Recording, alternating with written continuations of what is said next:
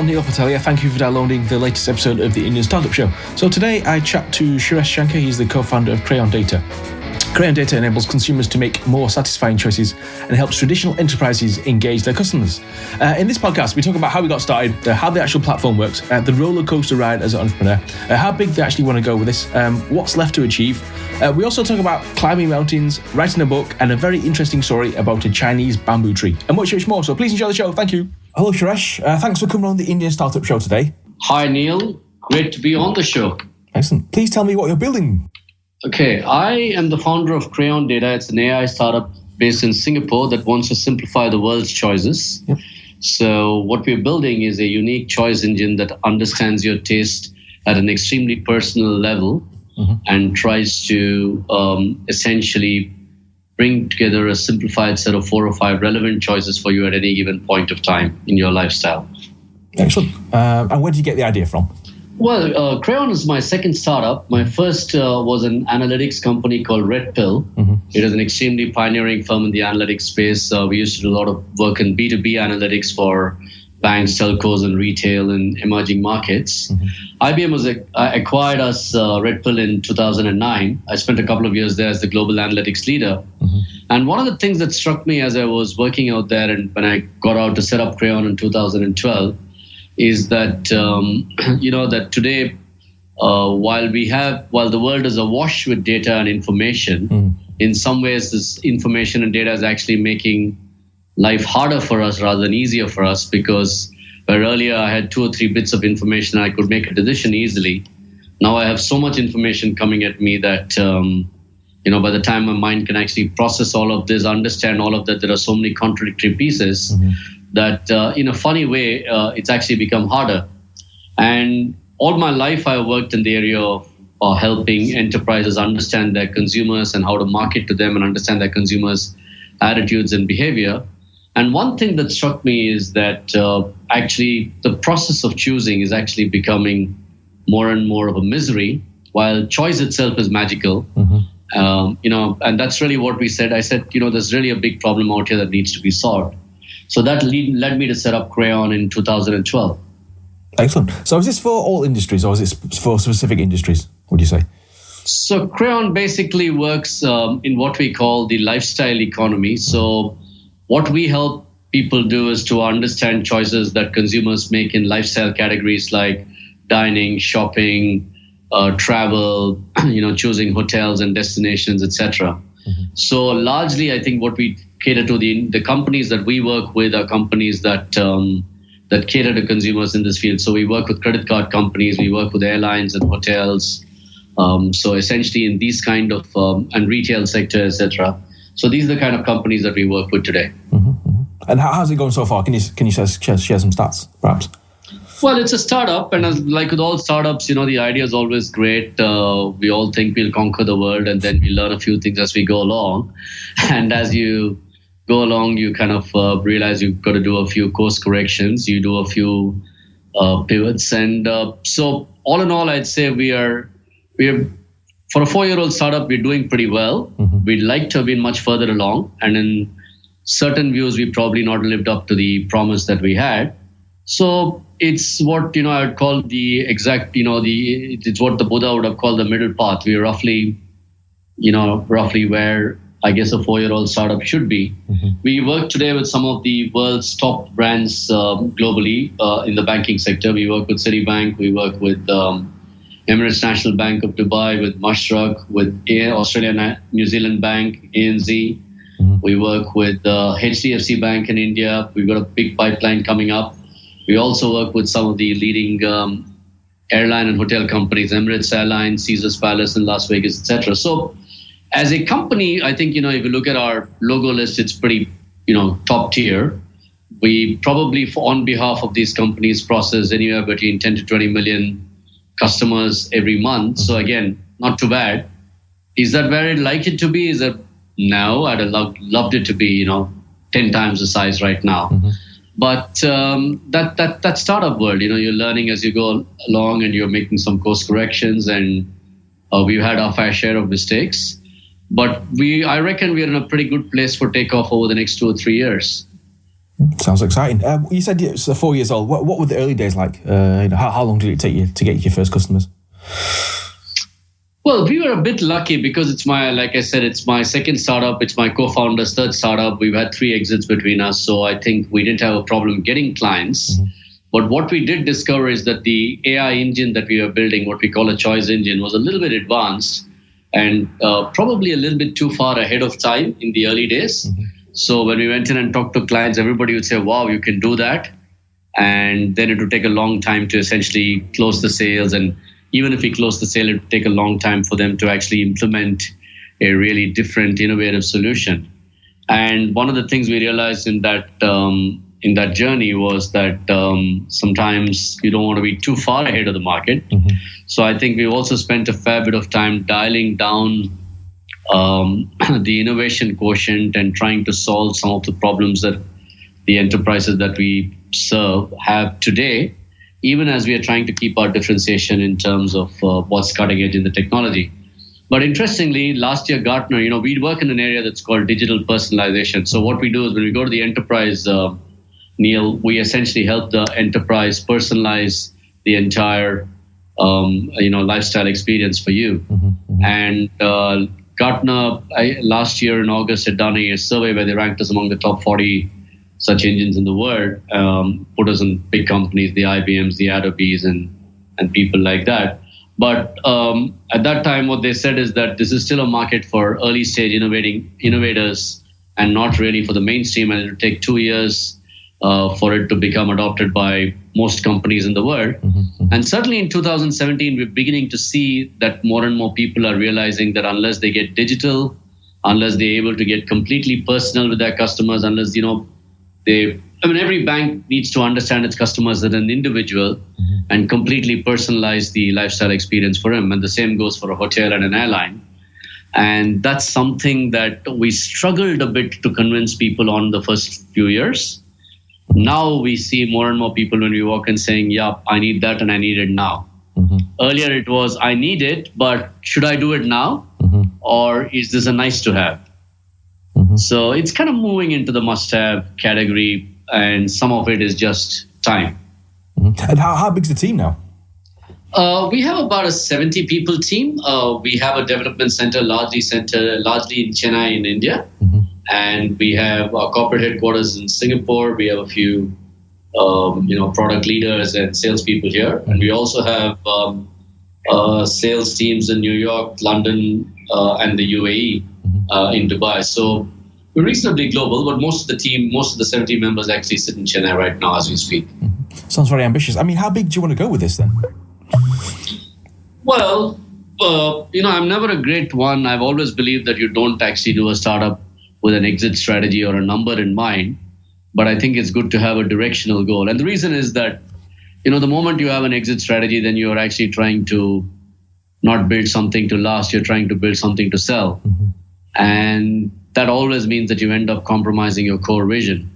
So our whole idea was when we said we want to build this choice engine, we just said, listen, today, not that Google can't do it, but that, Google really gives you a lot of information. But, imagine if you're trying to find let me make this personal for you, Neil. Imagine if you're trying to find a restaurant and you come to Singapore. Mm-hmm. Again, lack of information is not your problem, right? You can always find a Google search. You'll get a million results. Mm-hmm. You can look at reviews. You'll get probably thousands of reviews. Most of them will be conflicting. You can call 10 friends on Facebook and ask them, hey, where do I go? And you'll get hundreds of recommendations. Again, they'll be deeply passionate and widely divergent. Mm-hmm. And at the end of 30 or 40 minutes, you're no closer to finding something because you don't know exactly what's the right thing with all this mass of contradictory information. The engine that we're trying to build says, listen, it understands your taste so well that what it's able to do is to say, hey, Neil, we know you like Japanese and teppanyaki.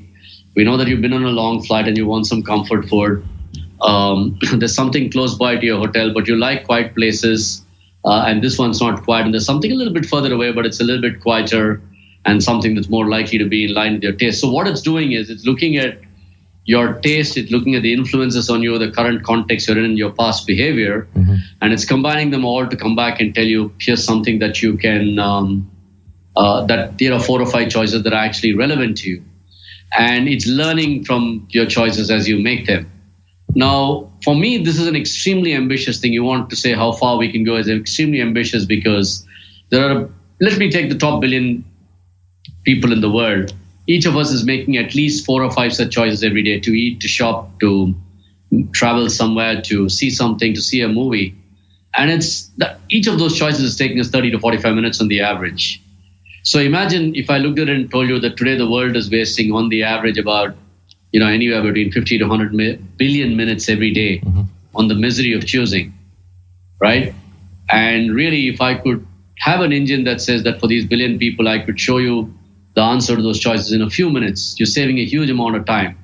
So directionally for me, that's really the thing is, can we serve 1 billion customers with this engine? That would be where I'd like to take it. Luckily for us, we're not trying to do a B2C model.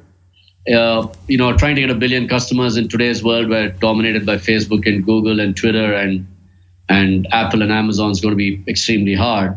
But in the B2B2C model, I think it's a lot easier for us to get there because if I work with, let's say, the top 10 or 15 global credit card companies, probably combined among them, they'll have more than 1 billion customers, right? If I work with telcos, if I work with 10 telcos, they probably have 2 or 3 billion customers. The same thing goes with hotels and airlines. So what it gives us is by actually going through a B2B2C model, it allows us to actually work through the enterprise and solve the problem for more customers every day. So we're at the early stage of that journey. Like I told you, we're serving about 10, 20 million customers every month through our engine. And we hope to end the year with about 50 million in the engine. And the first 1 million is always hard. The next 5 or 10 is like hard. The next 10 is a little bit easier. We hope to get to 50. It'll be slightly easier. But we hope that from there to get it to 500 and 1 billion users, 500 million or 1 billion users is going to be a lot easier journey. So I'd like to face the ambition in terms of when will the Maya engine, we call this Maya, or the magic Maya, when will Maya touch 1 billion customers every single month? That's really the ambition out here. Excellent. Unless, of course, somebody swallows up before we get there, which is also possible in today's world. Excellent. Let's talk about you then. What's your background? Is it a technical background or non-tech business background? So my favorite story, Neil, is that, I ran away from statistics, mathematics, and technology all through school and college. I generally failed the subject. And this is now God's way of taking revenge on me by making me do this every single day for a living. And so, no, I'm not a technical guy. I did an accounting and economics degree, undergraduate degree. I did my master's in business administration. I went into sales and marketing, and then I worked in advertising and media. And for the first 15 years of my life, I largely worked in what I would call from 1985 to 2000, in what I call the right-brained approach to marketing. Which is that I did look at a few data, I would look at research and so on, but I tried to understand consumers through the lens of creativity as to how to deal with them. I looked at brands and brand appeal and so on. But somewhere along the way, I realized that marketing was becoming more and more left-brained. It was led by data and technology. And that actually led me to set up my first startup, which I told you about, which is called Red Pill in 2000, which is an analytics firm. And now, the more I get into it, now we're not just doing analytics. We started with analytics services. Now we're doing analytics as a product. So I'm getting deeper and deeper into technology and statistics and mathematics but I still don't know. I'm not a geek. I'm not a nerd. I don't understand code. What I do know is, Neil, is that I like to call myself an in-between spaces guy, which means I can sit with a business guy and he can, when they tell me a problem, I know how to go back and talk to a programmer or a coder and say, guys, this is what we might want to do with this to solve the problem. And when the coder says, this is what I'm doing, I know how to take it and convert it into a front-end user experience or a solution that a client can understand and say, this is how I can apply it in the market. So I worked in advertising and it was the same thing, right? So it's about, connecting clients and creative people. One is left brain, one is extremely right brain. So my core skill set is, I think, the ability to spot patterns and work in these in-between spaces. Excellent. So you said this is your second startup. What did you learn from your first startup? My favorite story, Neil, is the story of the Chinese bamboo tree. And I don't know whether you heard this one. And if you haven't, I'll share it with you for the benefit of your listeners. So basically, the Chinese bamboo tree is a particularly hard tree to grow. You plant it, you water it, and you fertilize it for a year. Nothing happens. You turn up, it's a hard tree, so you turn up in the second year, you water it and fertilize it. Nothing happens. I mean, you're a persistent guy. You turn up in the third year and you water it and you fertilize it. Nothing. Now, you're about you're blaming, the universe, your family, your friends, probably your dog, everything else, and saying why. But, you say, okay, I'm going to give it one last shot, and you turn up and you water and fertilize the Chinese bamboo tree in the fourth year. Nothing. And at this point, you're absolutely about to give up. But, you have what I call a stupidity gene. So you turn up and say, let me just do it a little bit longer. I wasted 4 years on it. And you water and fertilize it for the fifth year. And sometime in the fifth year, the Chinese bamboo tree sprouts and grows 90 feet in 6 weeks. 90 feet in 6 weeks. Now, the reason I share this story is that all entrepreneurship is the story of the Chinese bamboo tree. And that's something I learned. I mean, there's an added complication. You don't know whether it's the fifth year or the fourth year or the third year or the eighth year, and you don't know whether it'll be 90 feet in 6 weeks or it'll be 20 feet in 12 weeks, right? You don't know how much it'll grow. But that story has stayed with me through my first startup and my second one, that it's persistence, it's having clarity of your vision and just staying through as long as you can see that you're making progress. So to me, that was one of the biggest learnings from my first startup. Lots of people told me, why are you doing this? Nobody wants to do this. Nobody will buy analytics. Nobody will buy analytics in Asia, etc. But IBM hasn't bought too many companies east of Europe, and we're one of the few companies that they have. So that's kind of tribute to the fact that we were very early pioneers and we built a company that actually created some pioneering value. So to me, that was the reward. That was the Chinese bamboo tree growing 90 feet in 6 weeks, right? So, but it came in the 9th year. Though to be fair, the first 4 years of Crayon were barren, and then in the 5th year we actually started to grow. Of Red Pill, were barren, and we started to grow. And between the 5th and the 8th year, we did pretty well, which is what led us to IBM, which is what led IBM to buy us. So to me, I think that's the main story that I would give all entrepreneurs, which is persistence. You got to know what you're doing. You got to have faith in your own story, because if you don't have faith in your story, there's no reason for the people who work with you to have it, for your clients or your customers to have it, for your family to have it, for your investors to have it. So that is the main takeaway that I at least had from my first startup. Excellent. It seems like you've done a lot in your life. What's left to achieve now, would you say?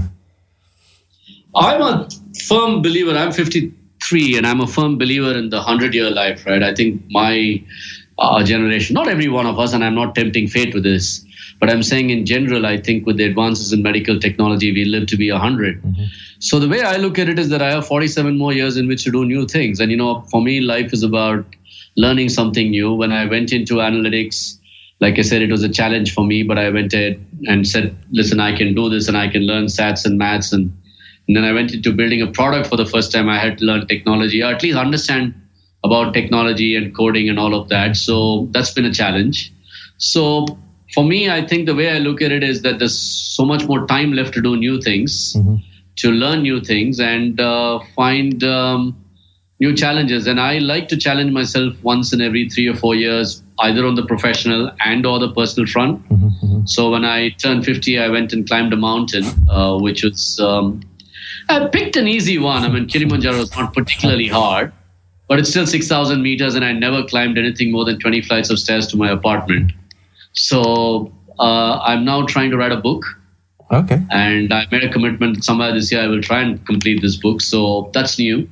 So there's a lot left, Neil. Life ain't over at 53. Life begins. The way I look at it is these are the most interesting years of my life now. Excellent. And away from the startup, what are your hobbies and interests? Music is perennial. Music and movies and reading are what keeps me going. I'm an avid reader. I listen to a lot of music. I love watching good movies. I play a lot of sport. I still play cricket fairly competitively and well.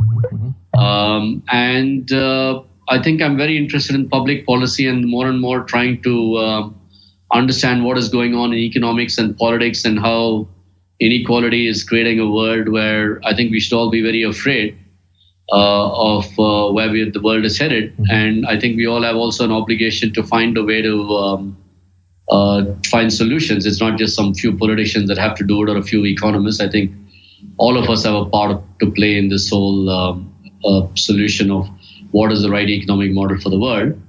Separately, one of the things I do love doing is mentoring, coaching, helping any budding entrepreneur in any way they want to, because I realize it's an extremely lonely and hard journey, having been through it.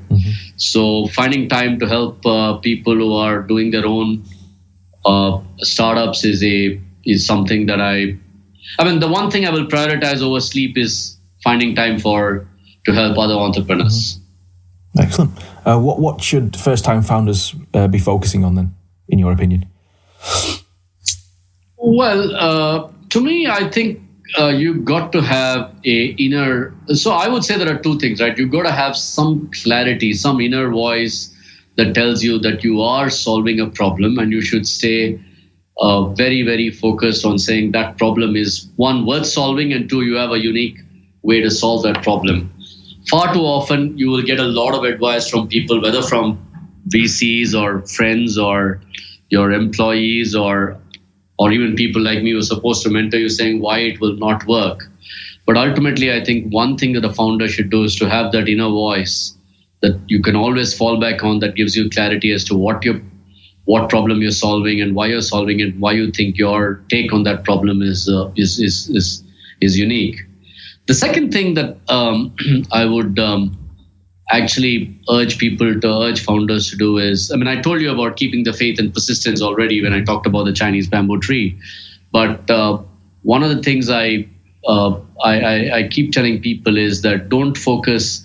The persistence needs to be not towards an end exit, but towards building something that can actually last.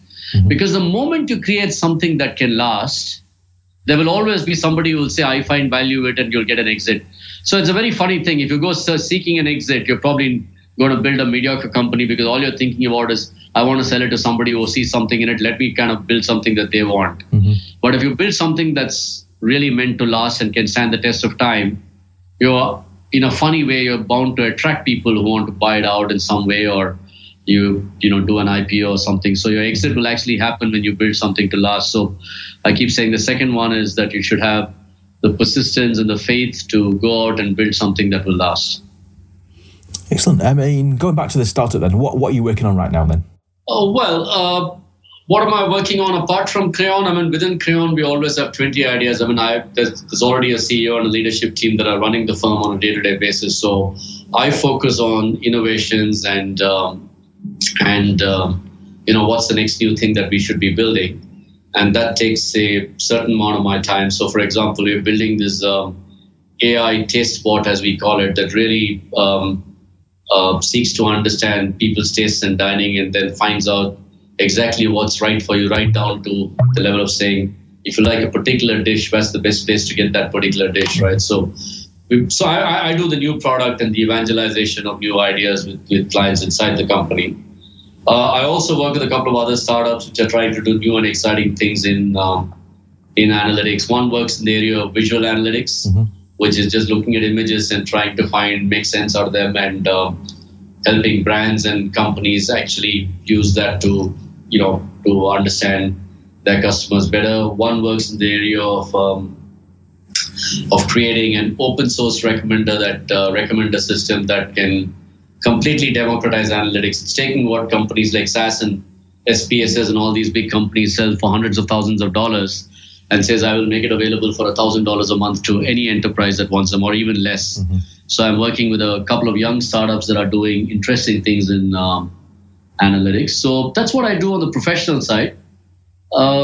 Personally, I told you I'm writing a book, and I decided not to write a business book, but to stretch myself and write a book on fiction. So that's hard. I mean, it's a completely different mindset. I mean, how's that going?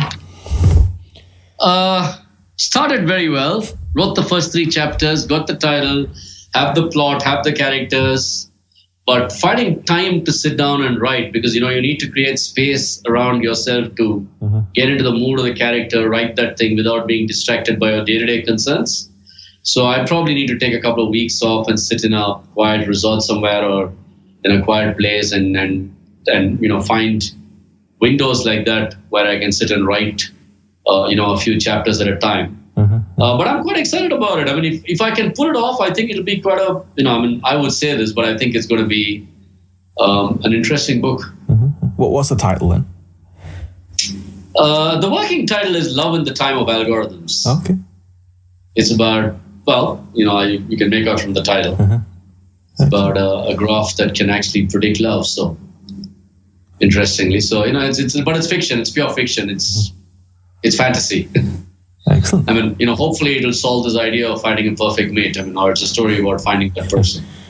Cool. Which, of course, as you know, doesn't exist in the world. Yeah, cool. Last few questions then. Do you have like heroes, like business heroes? There's the usual suspects that always inspire you, right? And most of them come from the non-business world, and perhaps because I grew up in India, I've been reading about Gandhi or the Dalai Lama. Mandela was always part of this whole thing. But again, it's not about them just for what they did, but I think for me, it's the personal struggle that each of them went through that really is why I admire them. Each of them had their own demons to conquer. Each of them had their own. So it's not about whether you achieved freedom or independence or the political struggle that they did, but the inner demons that they had to fight and how they actually had to carry people along. Which really interests me in them. And to me, that's they're also my fallback, if you will, when I'm in times of trouble. Like I said, I just go back and I look at them and I say, compared to what they had to go through, this is nothing. On the business side, again, I like people who are basically bold enough to tell the world that, hey, you don't know what's possible and I'm going to go and do it. And I guess, therefore, again, you'll pick all the normal names. You'll pick Steve Jobs and Elon Musk and people like that who are bold enough to say, I'm going to try something that ain't been tried. But, I think for me, I think these are heroes not in a iconic sense of, I want to be like them or emulate them, but I think I just want to look at what did they go through and what was in their mind. And when I look at what is in their mind, I think that's when you really learn something from their story, right? I mean, you learn how you can go through failure. And one of the biggest things that I take away from all of the names I mentioned, and certainly Musk is not in that yet because I don't think he's seen enough failure. But with all the others is what happens when you see failure and how do you react to it? And I go back and look at their lives for saying, how do they react to failure? And the second thing that I really kind of take away from them is how can you be bold enough to step away from the crowd, including the crowd that you've been with all your life, and say, I have to do something differently, and I'm going to have the courage to do that differently. And if you read Long Walk to Freedom, when Nelson Mandela comes out of jail, he says that everybody else, and even in his closest colleagues, wanted to take a certain path, but he realized he had to step away and take a different path if he wanted to actually achieve what he wanted. And so to me, those two learnings are really what I take away from those heroes, more than the fact that they are heroes and they are revered around the world. For me, it's about, I think that again is a very entrepreneurial instinct, right?